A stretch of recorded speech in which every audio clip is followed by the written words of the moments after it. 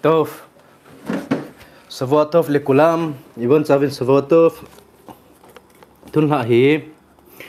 ברכה שי מיל צ'ונגצ'אng thu to din maim emchaim chungchang thu to havdala chungchang thu neu khat holim na neu hitin saulo ding chomcha cha bo seu hitin ama sa penin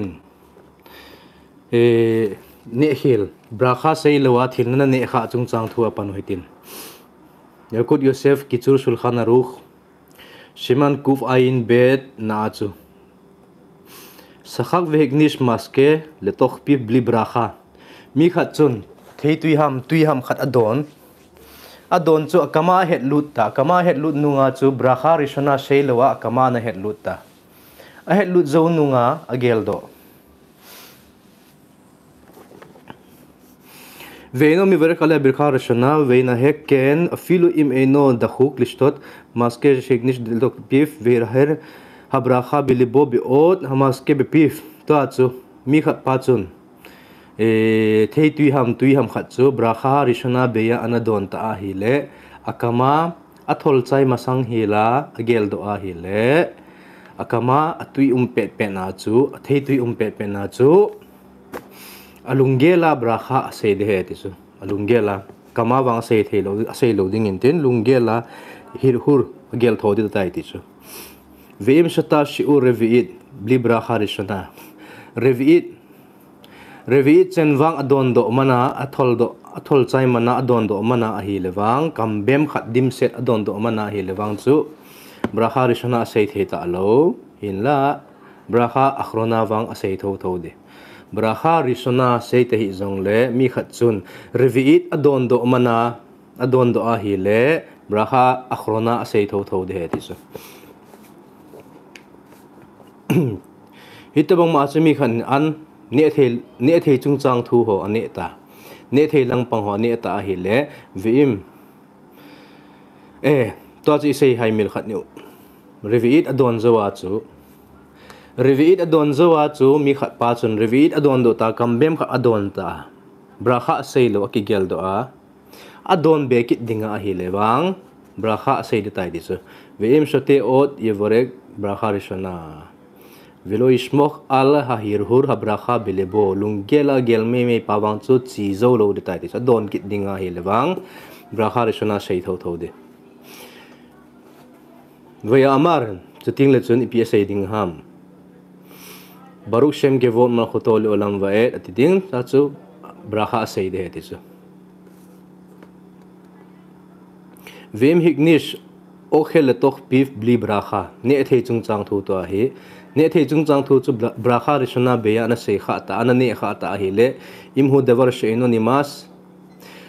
azun the ho kama imum le azun jing the ho hi lowa hi le ipi bolding ham ti le avalding so thing le vivorek alaf avalding inten brakha sei de hiti chu akama thil pe na chu brakha sei thelo ya chu avalding brakha tha sei de veim hu davan nimas letsat kharapi bi varech azun thei ho hi a hi lewang chu ane langkhana a het lu na ane langkhana aga anot lu na aga anot da ta chu brakha sei de ti chu lekhat hila dungzuya chu hi le tof venakhon le hasir et apiruim mitokh pi beet habrakha hinla likhat hila hoi pen chu hoi pen le de sa pen chu akama hi a hal neu charging zong loading a phai dis aji chu piam ti le kide shilo igam gem habrakha brakha setting le himose su a sei do lo na dinga chukit zong le achil atam brakha na sei pe na chil atam wala hi zong le na chil wal do ina ti chu mutaliver ka asir bipif munakhat mi shi akhal basar tun basana neta so sana ne zawa sa ini zawa hi pungkal gup bongnoi don theina dinga pungkal gup nga hi a hinla mi khat chun sa ne zo mini som yong chinai lo pungkal khat dong chinai lo hi la chu khalaf bongnoi a kisim ne the baru khata shem le no mele holam shakol ne abi varo ati manta ice cream bong no ya kisim ice cream ham khat chu ne dinga khuna chu ya brakha ong sei hita abrakha sei chaya hile them khat tem hen te chu ji chu abrakha sei pa chu levatela a hi lo na dinga mo se abrakha sei a hi lo na dinga chu hinge brakha sei ta hile them khat tem hen te chu hitabang ma chu vehu hadin kemeshata uberek al basar akhar roz khodes af eho safardi te in roz khodes af apana sani phallo iti pau hi eho safardi te na hi a hi le 9 af hunglun na ding a hapta sunga hiji hintin 9 af atlun na ding hapta sunga wang chu strict momong ta eho safardi dinga jong ni ephalta momong lo hintin hitabang sani ephallo sunga chu nalut zo nunga nangin het khil khazia sa na choya baru khata ashem leinu melek haolam shakon nia bivarot na timanta abrakha na sei chaita na sei chai nunga ti sabi af lunding kun hitai sani ephallo hete ting na geldo hijing jong le na ne de na tep de ti chu abrakha na brakha sei levatela hilo na dinga hitabong ma chu mi khanin angol ni khu a jong angol ni khu chu hai mil kha intin tui agadon kha ta chu siakol nia bit varo tui don na dinga brakha sei kha ta asai man kha ta hi le atep de tui chu don de ti chu hitabong ma ai wanga yom ki pur tai lo yom ki pura wang chu brakha se hen nang het lo ana sei kha ita jing jong le agel do le pai di jing ti chu don the lo he te chu in la angol dang ho hi ting le wang chu het lo zi a tui brakha don na dinga brakha na ga seiman kha ta ile na don de heti chu chuti mana chu ki het mo sa diwang hi lo na ki het mo sa le wang chu pathin het na chu ai hitabang ma ju toi sei bang wa chu moche sabana jong hi havdala naman to ka imacha ni phallo imacha don phallo hiya mi khat to chun havdala aman masanga hi arvit an manchai ta ho ina arvit an manchai moche sabana Havdalah mangnai lo havdalah amanding kuna hi aman masanga hi tui brakha sei tui don dinga brakha sei man ta hi le moche sabana adon di hijing e ti chu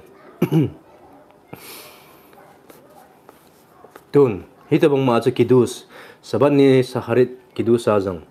sabania hi jingka ongki tho apa na hi sabani khel hi ongle jingka si ajong yungki tho apa na hi taw na man to ka imachani ephal imacha don phallo kiti hiya sabat ni a hi le strict di sanin tin sabat ni a hi nongki tho agi pana khu tui ele chatam chini zaw lowa hi cheho bo chuna don the hin tin nongki tho apa na sakharit nan man to ka chu ale sakharit nan man ta musaf nan mana ki pana khu wang chu tui jing jong cha jing jong chini be hi jing jong le don phal ki ta lo chu kidus na man to ka sabat ni le sakharit naman jingka nung ki thwa pa na khu sakharit na musaf to ka khu tui chini zawlo kek zawlo ani thei zawlo wa tui bo chini zawlo hinalai chong chu hi bo chu na don the in tin ai wanga musaf nan pha a ki pa na wang khu tui jing jong don phalta lo chatam jing jong don phalta lo hintin kidus naman to ka ale hitabanga chu musaf naman chaita aiwanga kidus naman nai lo jingka kidus naman nai lo hi chika la chatai sei bang ma chu tui don na ding brakha na ga sei man kha ta hi le na don di hi jing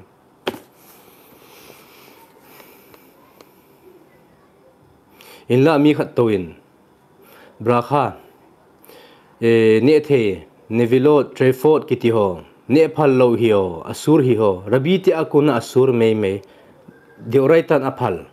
rabiti akuna asur langhar ki na jong bisul goi zentelte an hunsa zentelte thilhun sa ho hi cho ne na dinga jo brakha na ga sei na sei chu brakha na sei chai ya chu hi chi hi ne phallo ho tinan gel do chet na hile na ne elo de ti bang chu wang chu na ne elo de ti chu thot bang wang chu khat ki na jong an ngol dinga ne ki tep ni khu promise na bol ni khu nang ma ta in nang ma la nang ma gi su hat na ding ham ka he poi hitabang neder bola ki ha sil puma an ngol ni khu hi chi an ngol ni khu hi ka ngol lung ke ding hetia ki ha sil na nei hi ta bang an ngol ni khu ho awang chu toy sei ho ta banga sei khil kha ja het lo het man lo ka a si ha kon na ga sei tuidon dinga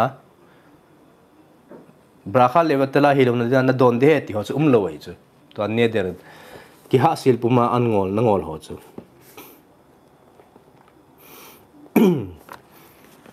tun veleo chun Havdalah masang hi asul le khol sum davar o afilu listot yain o sha'ar maskim khuts mimayim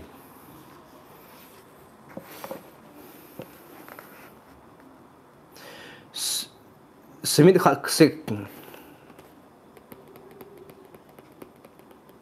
al Havdil aval im haya yosef vi okhel bi od yom en sarik li hafsik mele akho vilistot kam vuar lail aval akhar shi barek brakha mirga hamazat asul lo litom klum khus mimayim vekhen im haya okhel pirut hame gadot sarik li hafsik et tachu veleochun siman 299 awang chu hi le Havdalah masanga hi maske tin maske thei tui ta po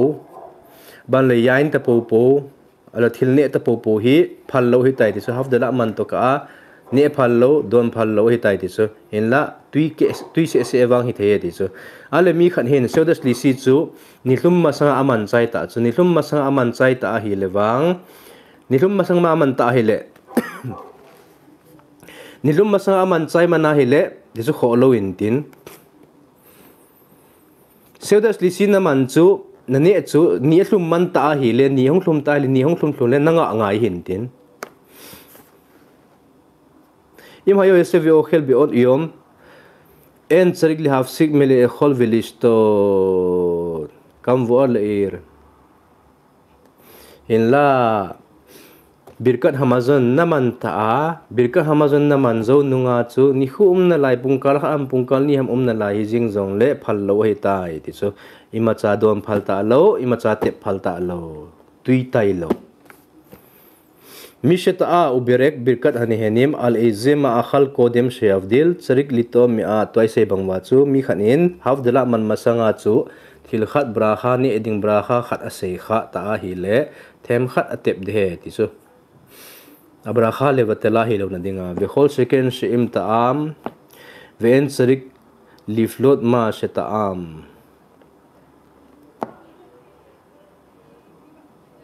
in la mi khat chun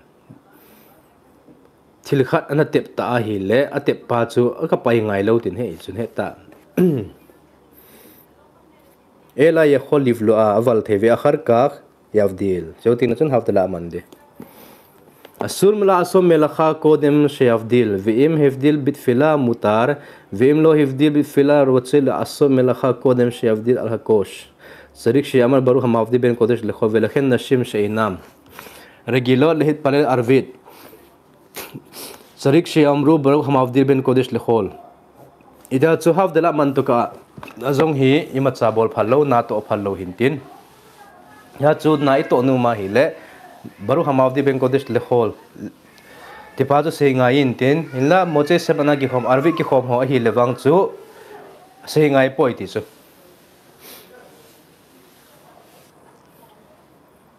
tun Havdalah manding dan them khat agungal ne khat sei le hen Havdalah hi thei chana yain iman theya hi le hoye ti chu yain don thei ho dinga chu yain hi Havdalah adinga a hoi pen he ti chu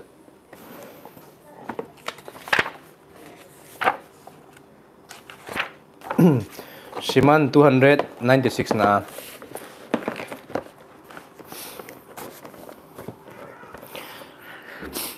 brakha thum ki sei hiya Havdalah ahi brakha thum hol a chu hagefen besamim abanle mi ore ha es mei chung chang thwa ki sei hintin hichila a chu tun Havdalah ahi khon na dop tingule hichi khon I dop pau chu baru khata ashem ne melam bori pe hagefen ta ki sei ma sapen hagefen zo zo a chu besamim pa hung ki sei hiya besamim pa zawa chu bore mi orei ha e shung ki se das baru khamav de ben kodesh le khol ti hong ki se ta thei tin ki don pan hin tin ale brakha na seita hage fem brakha na se ana seita hi za chu havdalah ki patna ho kos yeshot isha obeshem hashem ikra ti ai se ho hichikos yeshot ti ai se wa pana ho khon hong ki dom ni khon to ache besamim ding pa chu ivelanga besamim pa ki choya izit lama kos pa ki choyin tin dal baru khat mavdi ben baru khata shem le melam bore pre hage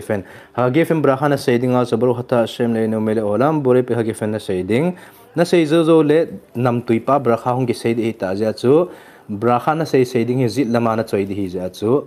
chi hi tula na koi tha loading khon pa tula na koi tha loading in tin veilam na pi sonding zit lama achei pan ki choi ding cha baru khata shem le no mele olam bore ache beshamim na seiding brakha na sei chaita na koi tha ding baru khata shem le no mele olam bore mi ore hayesh thaume brakha pa na seiding thaume brakha pa seiting le gudal pa i khut pi pa hi ta ki sela he ti chu hi ta ki koin tin ta ki ve chu yo ting le chun bore mi ore hayesh pa na sei chaiting le thei tu chu ve le mana dop jingjeng hiya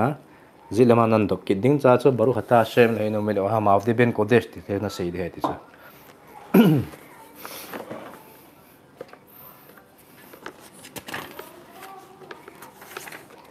aletun havdalah a custom bang khat havdalah a hi thei tu yain pa hi grape wine a person pa khel hi ahoi pen imana hi le ahoi ti chu chapa chanu hoi mu theina he ti chu hin la ti chu te bang he poin akimulo nagam omlo nagam hi le koi tabang chu ki jong le don thei lo yain don thei lo hi le yana ga man khel di ti nang hi di lo ahoye ti thu hintin lang khat ki na custom abang khat loin chondan abang khat loin havdalah ting le hin ipia bol jevam tile thei tui pa hi them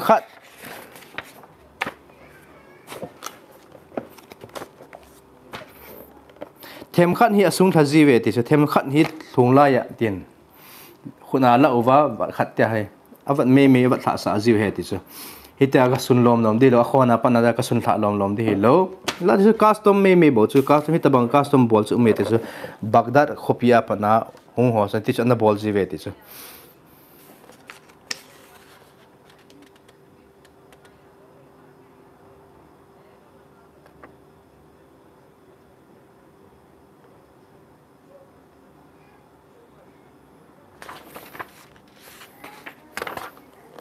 aletun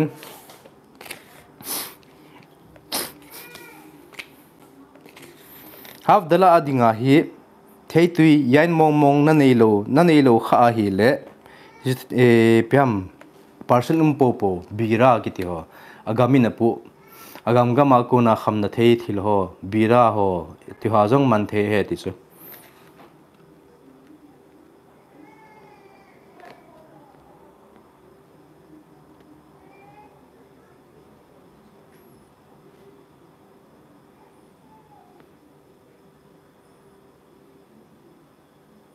to enjoy sei pau chu custom abang khat loin thei tui yain chu tula le thloi tula se thloi umin tula bung thloi ji e ti chu hi ji tula bu thla ding pa hi them khat bu thla de te ati chu atam pi na bu thla kha hai san bizayon hinding in tin thei tui za lo na anve sa kha di hi ja chu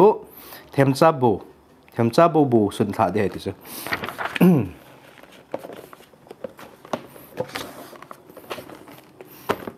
tichu hintin them khat agungal havdalah chungchang tha agungal hintin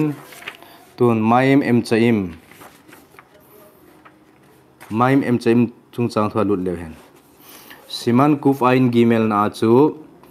an to an ki ka a khut silpa an chum ni edinga hi le tun sa to bongnoi to sa ka ni eding ham ilole nga to sa ka ni eding ham titi ni ki ka hi khut ka sil nga hin tin maim em chaim resut ti chu hi khowa ta bang hintin ale aval im gvina vetavshil khowa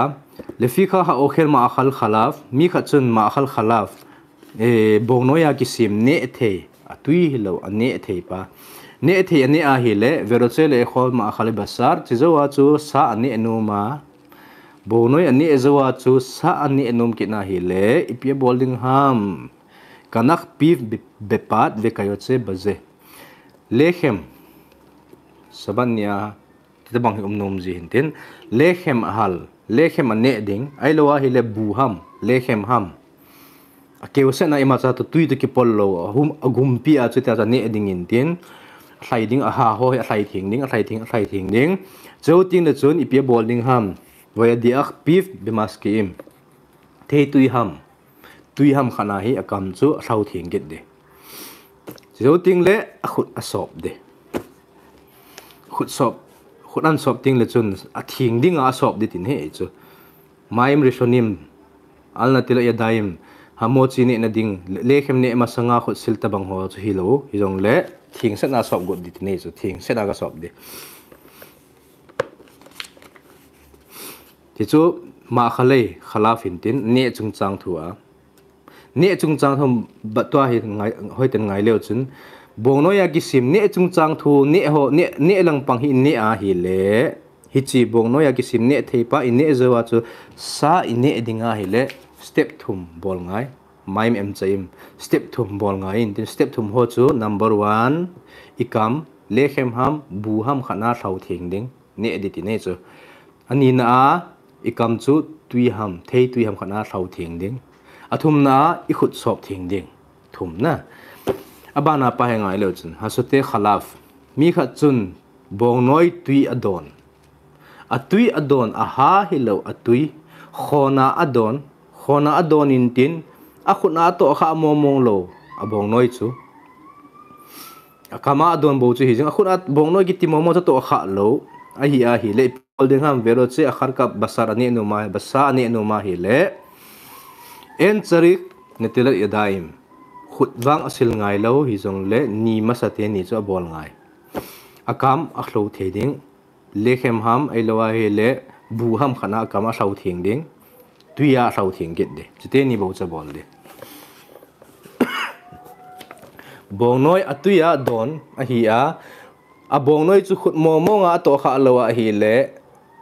akam a khu thing me ding akam chu bread ham bu ham khana khu thing ding tuya aban le tuya jong khu thing de chite ni bo cha bol de khut sil ngai lo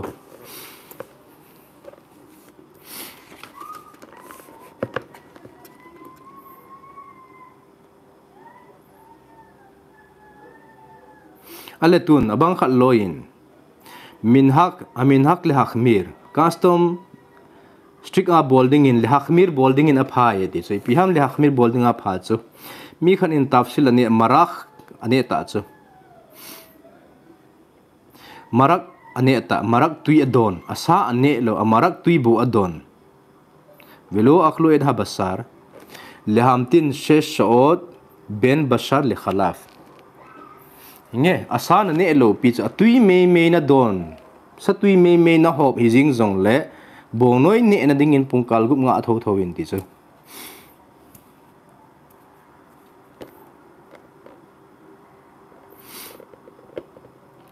aletun ben basal le dagim khowa litol hayadaim nga to sa ne na dinga zong hi khutsil masat khutsil te nga in tin azi chu hita bang i bol lawa le misum dikase le charaan tipha ki veinu me ti chu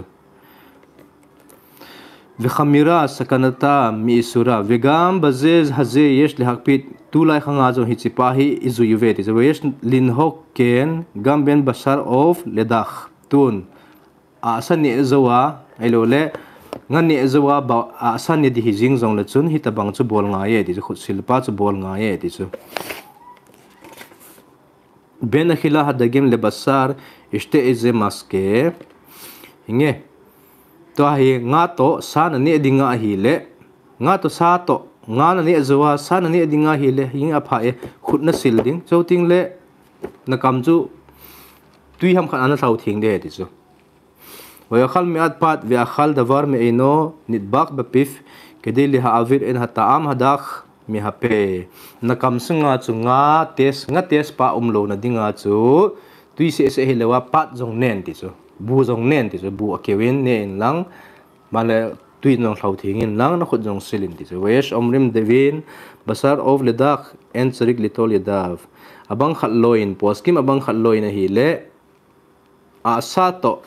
nga ni ana dingin wang amani ki ka hi khut sil angai poeti kit chu ava le dinagam ben basar le of le dagim charik le tilat yadaim hinla poskim abang khat loin hi le thakhat khat na he ti chu basar ne bongsa ni ding hi hen lang bongsa to nga ki ka to bang banga chu a sa to nga ki ka chu ti ma ding le khut sil ding he ti chu aval ben beitsim le dagim tun mi kha chen bong a tui to nga ani guta en charik li hakmir li toli da hi cha hi ka kisik sa angai poi ti chu strict angai poi ti chu aji chu a tui ki ti chu khalawi tong ne the bong noi to dang ne the khasas login mo na cham lo au khel dagim al de maslek mi kha chen nga chu fok nga ane mong thi khe keu se mong nga ani a hele veyadaf nikiyot be okhel khar kha basar akhut thing sel nga mong akhut ato kha mong lo jiwa chu sa ni dinga hele yesh amram shen charik litol et yadaf poskim bang khat loin khut asila nga e poeti khar shelo naga be yadab be dagim akhut na to kha lo hi ja chu ngai khel poeti chu hinla aphat sa lo loi kin intin ach im okhel dak sheyesh bo etsamot dagim dakim viutsrak lehot siam mi pif tun vele chun nga chu alingum ho bangne hi tale chun thi khe se ani hi thelo abang khat loi ting le na kama patna aling ho na la do num mei the hi chiting na chun na khut nong na man kha mei the he ti chu hi cho ja chu sarik litol da khut sil nga ye ti chu khut sil ding le hadiak pif maske theituya kam khau athau thing ding pat ane ding buham pat ham ane ding man le khut asil de shne bene adam mi ni chu loi chani chu ki hema ma jing hon kaloi pa hi mi kung so zap mi hi poi ti hoi ta het set hita bonga ki he chin mi hi hona hi le table khatna anane khom hon the khat nga ane khat in sa ne hita sa ne khom hon the ti chu nu pa ki ka azong azinun nga ane azipan sa ne mani chu kung ki so tu le mi hi lo ki het chen hona hi le naloi nu ham naloi pa ham chu kung mi kung so zap mi hat ho an hi kha anamal chme chu tui tu ta ve ta hin so jing mi ho hita bang mi ho chu hi a hi le ki ka dewa na to hon de ti chu to khom lo an e khom lo de ti ne ta chu hita bang mi chu hi lo mi kung mo so mi ho hi lo a so lo hil ding ti hon het mi hi le wang ne khom phal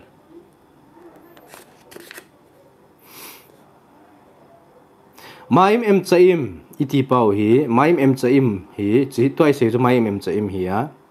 maim em chaim hi adin hi maim em chanim chirkhan ni gup ke maim rishonim athi got lang pang pa hi rishonim tabang banga thi got de heti chu an ne ding kuna lekhem ne ding kuna khut isil pau hi to vela hoi ta ki thi go ji hi a na thi got zo hil ting le bo chun lekhem pa na tham pan di hin tin hi to bang ma chu maim em chaim zong hi thibang ma chu hoi ta thi got set de heti chu maim em chaim chu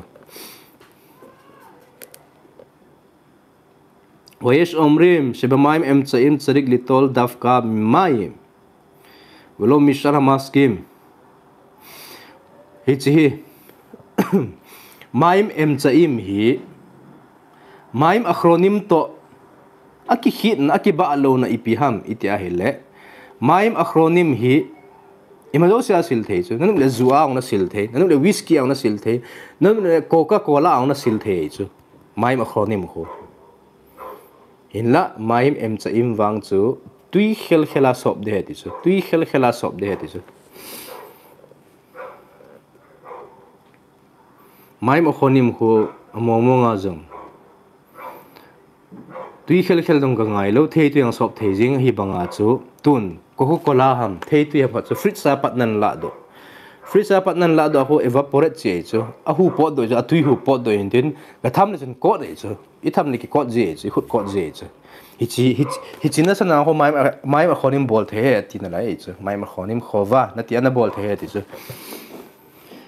to mai em chaim pa he le hita banga chu mai ma khonim ho ta banga chu ki bol po in tui khela sop nga e sop thing set nga e ti chi khut chu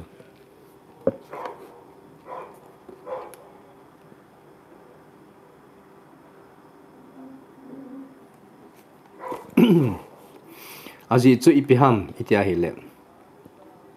maim a khonim isil pau hi ikhut nen su thing na hi lo hin tin maim em cha im pa hi le ikhut nen ikhut anet na pa sop thing na hi ja chu maske dang ho thei tui dang ho a sop theilo tui khela sop thing de he ti chu so kit jong le maim a khonim maim em cha im hi maim em cha im jong hi maim a khonim ta them hong ke ba na kit chu piham ti le thung lai tu lai ya sop phallo te chu bekar ka sop phallo bere sa ka sop ding singa ka sop te ding ilo le kung tong chunga sop te nga e chu ti chu hin tin itin them kha khanin zil ji hitin mo che sabat ho ting le hen hala kha them khat neu cha saw lo tam lo sot lo chom cha boloi tin hi chen nga phot hitin ise do ho lo si pathinin phathei bu pi hen lang tu a divretora mo che sabat divretora ipat bangwin pathin jong I hap ta tlung ke chu pathin thunam le phathei bu na lang ngenin pathinin imabano e hon pi ta hen baru khanai le olam amen le amen daraba ve shawato ve lailatov le kulam